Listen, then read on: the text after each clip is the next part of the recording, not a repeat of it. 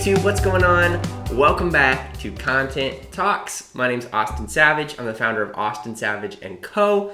and it's good to have you here. Today, I wanted to share with you something that I have heard 3 times in the last week and a half alone from 3 different potential clients on discovery calls. I hear it consistently and it drives me nuts, but it's a real thing that keeps people from pursuing a dream. So each of these potential clients had some incredible vision for what they wanted to accomplish, whether it was creating an organization, whether it was developing an initiative, or even just developing some various social media accounts that they wanted to pursue to raise awareness for things or educate people on certain things, and the list goes on. Even though they had incredible vision, each of them said the same thing.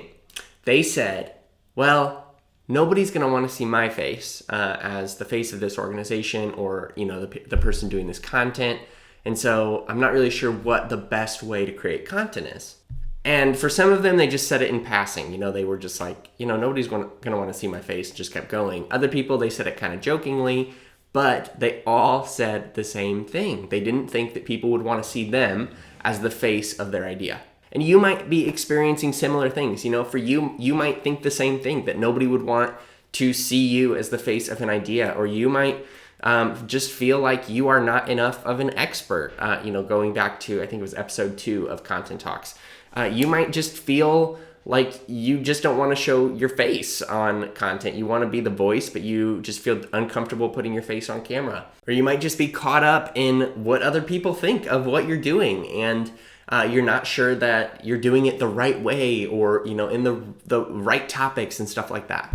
But at the end of the day, every example there, whether you relate with those 3 people that I've talked to recently or it's something different for you, all of that is insecurity. And the plain, simple truth is that insecurity and brand building do not go together. Insecurity and brand building, they do not go together. They don't work together. It has always been true, even before I got into marketing, that people connect more with people than anything else. People don't connect as much with ideas or organizations or anything else. They connect with people. And so when insecurity runs the ship while you're building a brand, you are actually guarding your most valuable asset of building your brand, yourself. So in fact, the exact opposite is true of what those 3 people I've talked to recently have been feeling.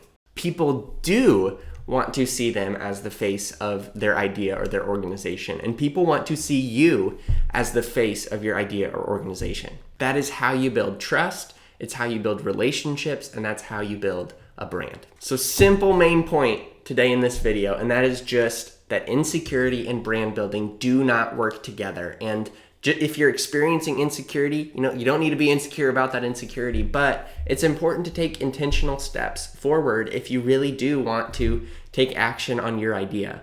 And insecurity won't disappear in a day. I have my own, and all of my clients have their own, and you have your own. But I always like to say that the best way to make progress is to start.